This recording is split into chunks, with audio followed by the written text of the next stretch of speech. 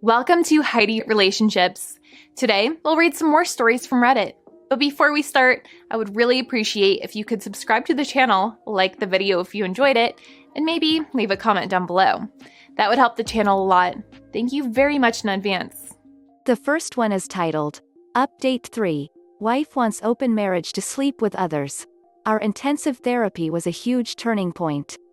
Summary: no big external changes in my life, but 4 days of intensive therapy with a world-class sex therapist rocked our world and relationship. Feels like a huge breakthrough, and we have hope and change for the first time ever. Still an incredible amount of work to do, and marriage may not survive. Time will tell. Current status of everything else is actually pretty similar to what was in the last update post. All the low-hanging fruit is gone at this point, and now it's just a slow steady grind to uncover the kind of man I want to be. Most of this update will be about the therapy we did, but I'll just do a quick rundown of what's going well, what needs improvement, and what I'm focused on for the next month. What's going well? The 4-day intensive therapy was mind-blowing. More below. Sex life continues to improve. More below. Physical fitness continues to improve. Being lean and muscular is awesome. And I'm not even that lean or muscular yet. I'm doing the strenuous life, and it's been fun and challenging. Have been keeping up with routines around hygiene and dressing better. Teaching daughter to swim, and that's going really well. Have been spending more time with daughter in general, partly due to wife traveling for work. Got my first tattoo. I love it, more coming. Took MSF class and got motorcycle license. The best in me is starting to stand up, just a tiny bit. I'm feeling better about myself apart from this relationship. I don't want it to end, but if it does, I'll be okay. And I'm starting to feel that, not just know it. What needs improvement? Social life still hasn't improved much. Can't quite figure out how to make the jump from casual acquaintance from less than activity greater than to genuine friend available for hangouts and real talk. Fallen back into a pattern of masturbating regularly, few times per week at least. No adult videos usage or unhealthy fantasies, but I'd still like to keep this closer to once a week or less. Hit a plateau on weight loss for the last month. Partly due to travel, but mainly just from not seeing as much progress trying to lose these last few pounds. Hip-hop dance class was a disaster. I'm worse at this than I thought, and I also picked a class that, while advertised as being for beginners, is way too fast and complicated for me. Bailing from this class to find a less anxiety-ridden approach.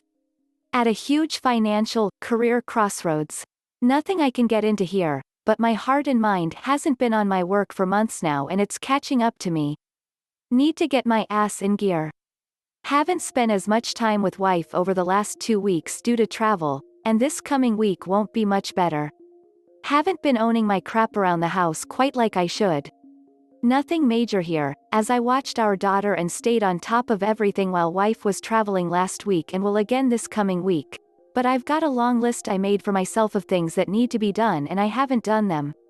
Spending too much time on Reddit and podcasts and not enough time reading books.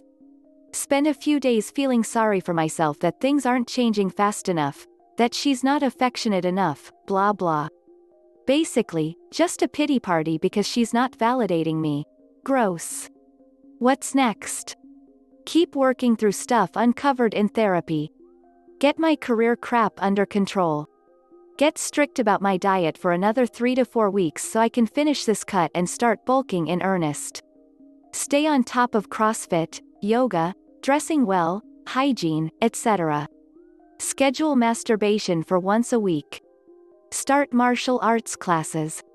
Wrap up some financial transactions to free up cash, pay off debt, and buy a motorcycle. Make an effort to see friends at least a couple times a week.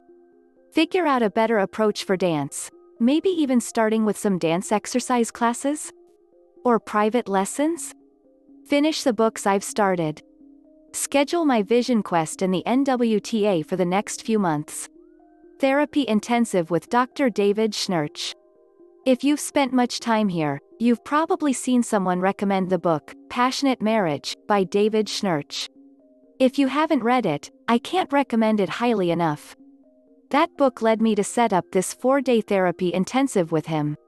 Prior to this therapy intensive in Colorado, we had a fantastic sex therapist in our city that we had seen a few times. She trained with Schnarch, and she warned us that therapy with him wasn't for the faint of heart. In our last appointment with her before seeing him, she told us to take care of ourselves in there. Ominous. Schnarch does therapy out of his home office in a little town called Evergreen in the mountains just outside of Denver. We rented a little cabin on Airbnb and flew in Wednesday night for 4 days of dedicated therapy Thursday, sun. The plan was 3 hours per day, from 1 p to 4 p, with the option to go over if necessary. I'm not going to go into all that we covered in therapy, because it was a lot, and much of it was pretty particular to us. Suffice it to say that it was much more painful and intense than I expected. For the first time ever, we truly faced ourselves, each other, and our backgrounds. If you're really interested in the nitty-gritty of what we covered, PM me. David is one of the most intense and productively challenging people I've ever met. He will immediately call you out if you shade, lie, hide, equivocate, or dodge. The amount of eye contact between him and us in our sessions was insane. And his ability to read people is off the chart. I think he had fully mapped us out within 15 minutes of walking in the door, including my wife, who really had her guard up. The first 2 days was just us getting our asses kicked, honestly. About how whatever we have isn't a marriage, about how we've never truly been honest with ourselves, let alone each other, about our backgrounds, about how we've never been friends or had a collaborative alliance, about how we each know nothing about female sexuality or male sexuality, etc. A lot of it went in pretty unexpected directions, and we both got defensive at times. He was brutal, but he was right. About all of it. At the end of each day, he assigned us homework of writing dialogues. For example, a dialogue with each of our parents or with each other about between ourselves and our spouse about our sexual issues, and the same thing between us and each of our parents. So, 3 dialogues for each of us.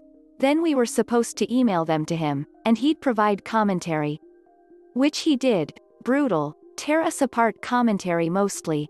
Because at first most of what we were writing was dishonest crap. We were still hiding. I did have a breakthrough on a dialogue he had me write after day 2 between the worst in me and the best in me. He sent it back to me the next morning with this comment. This is a useful piece of work, both in terms of getting your head straight, and doing what you need to do when you need to do it, which has not been your forte until now. Now it remains to be seen what your wife is going to do, because this has everything to do with is she a good bet to work things out with. But at least you have removed from yourself the opportunity to ignore whatever that is.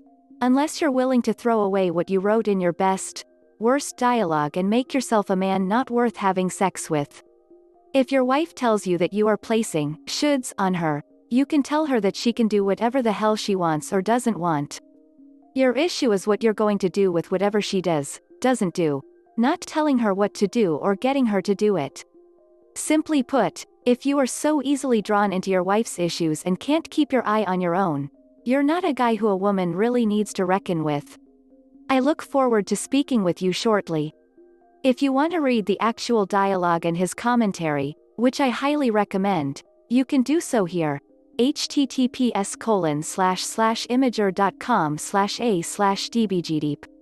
This confirmation that I was on the right track couldn't have come at a better time, because it was right in the middle of the 24 hours between the session on day 2 and the session on day 3 and was the turning point, for both of us.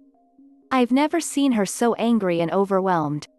She was at her emotional breaking point. I had had my own full-blown breakdown during the day 2 session. She was sobbing off and on for almost 24 hours, which is unlike her. I watched her fight with herself all night and all the next day about whether to give up and flee. And I did nothing other than sit and wait.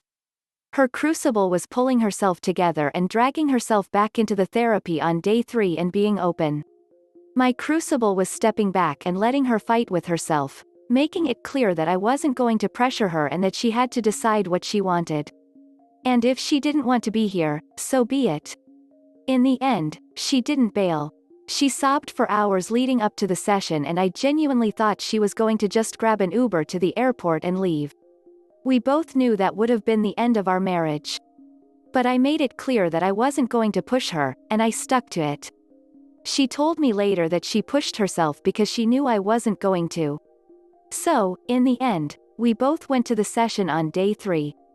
And we were different. David could tell from the time he opened the door. We both were open and honest and real. We each had a collaborative alliance with him, and it made all the difference. He stopped kicking our asses quite so much, and we dug into why she felt like she needed to leave our relationship, as well as some of the really difficult crap from the first few days. The night after day 3, we sat down and drank a bottle of wine and really talked. We talked about all kinds of kinky crap. We asked each other about stupid things we're both insecure about our bodies. We talked about fantasies and what we find attractive in other people, etc. Nothing felt off the table. And it wasn't scary or difficult. It's hard to describe, but we were just open. And then she abruptly says, "Well, I want to have an orgasm. What's the healthiest way we should do this?" It was good. Really good. We were both present, we were both open. And we were both on the same team, honestly, for the first time ever. She started crying after, and when I asked why, said happily, "I wasn't afraid. Due to travel and just taking things slow, we've only had sex one other time since then, and it was even better. We each orgasmed with our eyes open while looking at the other person. Let me tell you, that level of openness is difficult to fake.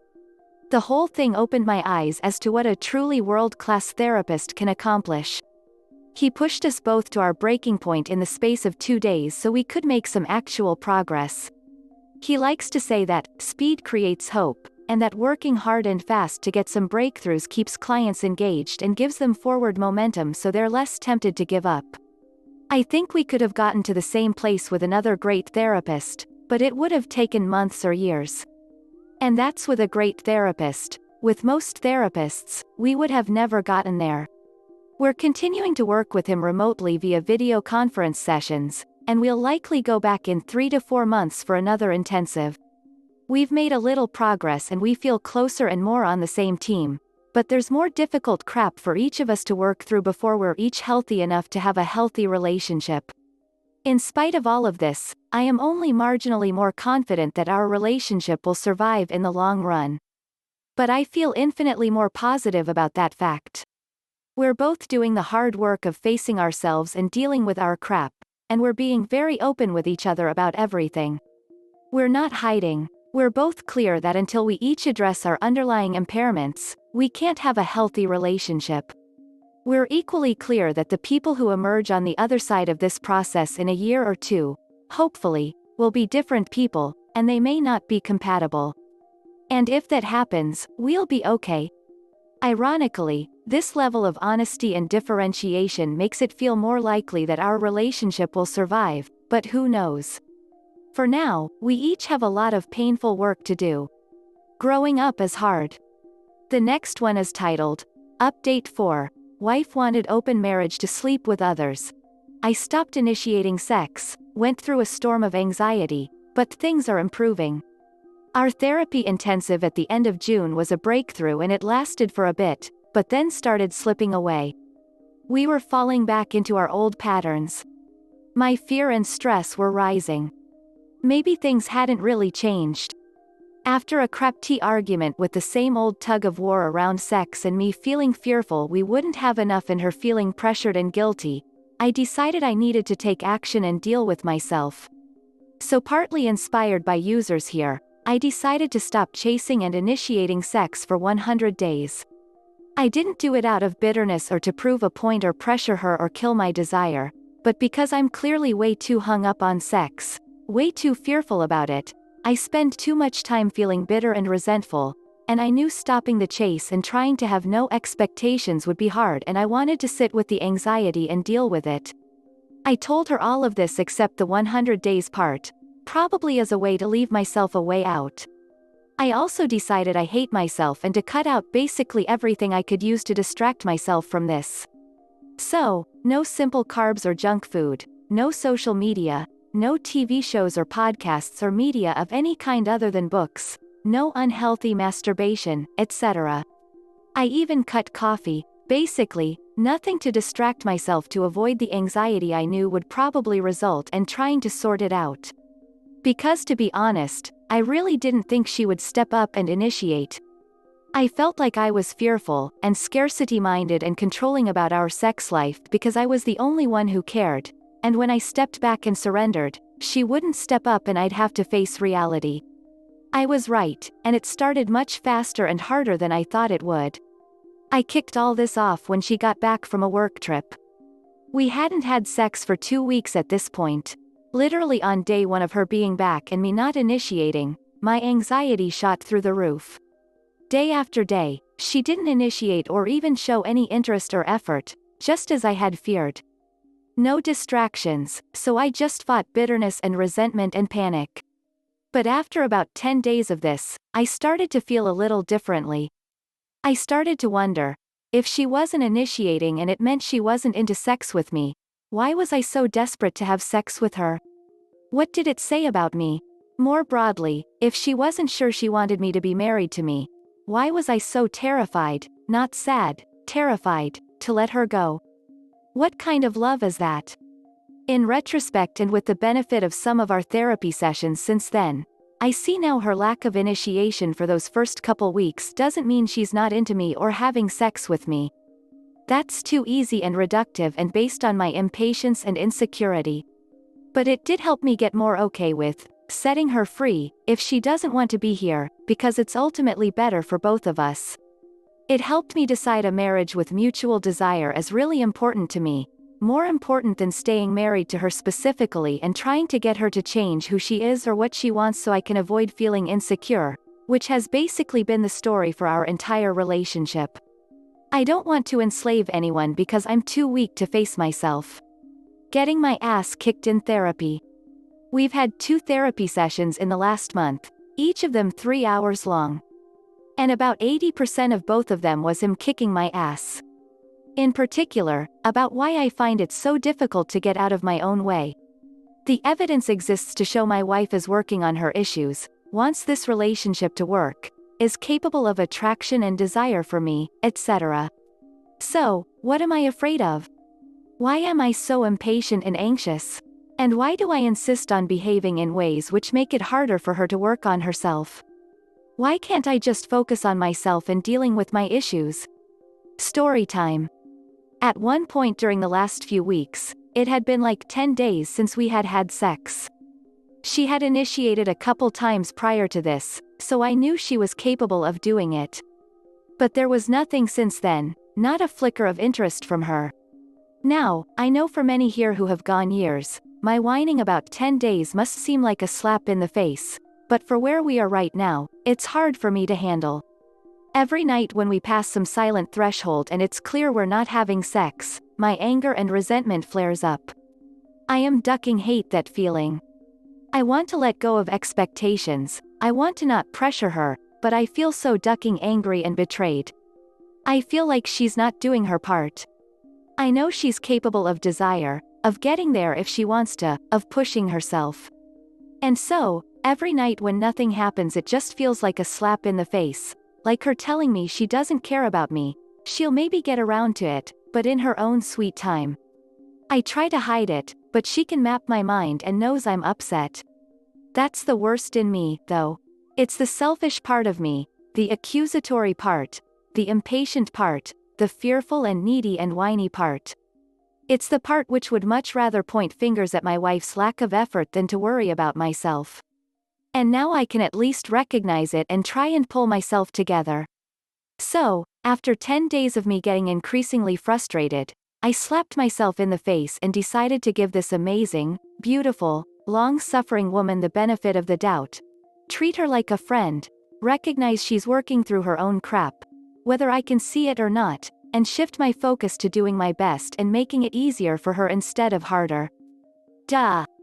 So, I last minute booked a babysitter, and we went out for a couple drinks after daughter went to bed, to celebrate a recent financial thing. And I really had no expectations of sex. I just wanted to hang out with my wife and connect with her and try and make her feel good. We were open and honest and lighthearted over drinks, which is much easier for me when I'm not angling for sex later. And then lo and behold, as soon as we got home and the babysitter left, she started making out with me and we had sex. Now, I know it might seem so obvious to some of you, especially if you're LL, but I'm realizing how that kind of low-stress, fun, carefree environment which is free of expectations and entitlement is where a great sex life comes from. It's just so hard to get there if there's resentment and a lack of trust. And I'm not sure it's something you can really fake. If I had set up drinks to try and create a situation for sex, it would have come through and then I would have been bitter if we didn't have sex. Covert contract. Doing our best. At the end of our first remote therapy session a few weeks ago, he told us both to spend the next 2 weeks just fully focused on doing our best. Don't worry about partner, just focus on ourselves and doing the best we can. If things go wrong and we argue or disconnect, try multiple repair attempts and expect some failures. Sadly, this was kind of novel. And it really brought to light how much of our relationship was a covert power struggle and almost adversarial. We each were worried about what the other person was doing or not doing, and how our actions would be perceived by our partner, whether we'd be seen as giving in, or losing, etc. I'm not sure we were even aware of this, but when you start really trying to do your best and trust your partner as doing theirs, you quickly realize you haven't been doing that. For my part, aside from not chasing sex, I actually had a hard time understanding what doing my best as a husband even looks like. To be honest, I'm still trying to figure that out, but it's not just the actions, it's the meaning. So yeah, doing things I've gotten lazy about, like spending quality time with her, little romantic gestures, trying to take better care of her, etc. But the key is this: doing those things without it being yet another covert contract, yet another give-to-get expectation for her to reciprocate in some way, ultimately sex.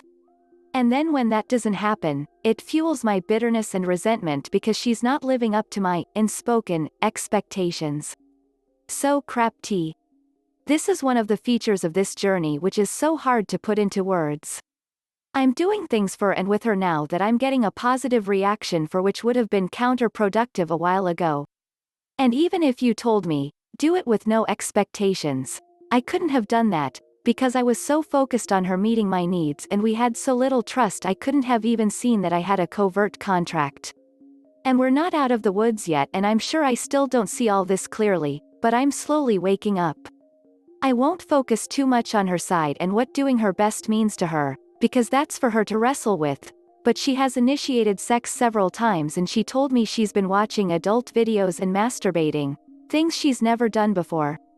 Interestingly, she also told me she resents getting put in the box of the LL partner, of being the distancer, even of having responsive desire, because she's not sure any of that is really who she is. I'm slowly realizing she might actually be much more sexual than I thought. There's definitely evidence for it. She was attracted enough to someone she barely knows to ask me for an open marriage. She told me she often wakes up from sex dreams in the middle of an orgasm. I know she's curious about some kinks, and there's a bunch of other stuff I won't go into. But I think that side of her has been repressed by a combination of a crap-tea sex-negative religious upbringing and a marriage to an insecure man where it didn't feel safe to reveal and explore that part of herself. Speaking of which, it's been helpful for me to shift my thinking from, why didn't she reveal or explore those things with me before? To, in what ways have I made it difficult or unsafe for her to reveal and explore that side of herself with me? And to recognize I don't own her or her sexuality, and I'm entitled to no part of it. She hasn't really owned it before now either, but she's starting to. And when she chooses to share that side of herself with me, I'm honored and joyful, but the choice is hers. Collaborative alliance. I've mentioned before I served in the military, and I had some exposure to elite military units and how they operate. One of the things our therapist has pointed out which has been helpful to me over the last few weeks is in those units, everyone kicks their own ass first, instead of worrying about whether their teammates are measuring up. Because the absolute worst thing you can do is let the rest of the unit down. I have never thought about my marriage like that. My wife has her issues, she has crap to work through, but to be honest, I haven't earned the right to be looking over at her and complaining about how she's not doing her best. I've never done my best.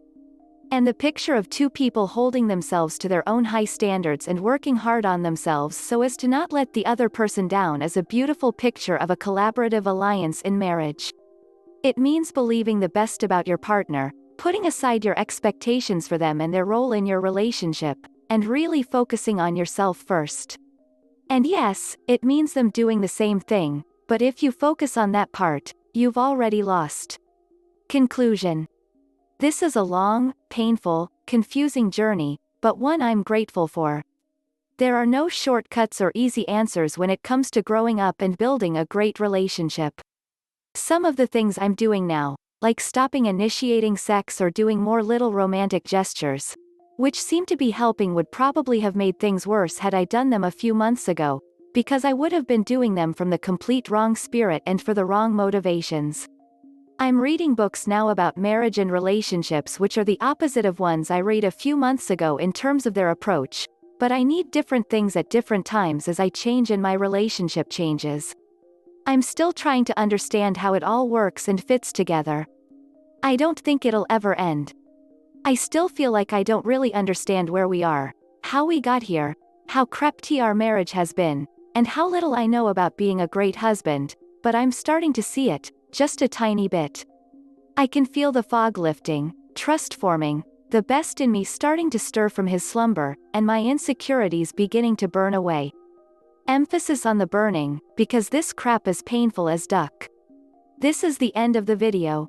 I hope you enjoyed the relationship stories.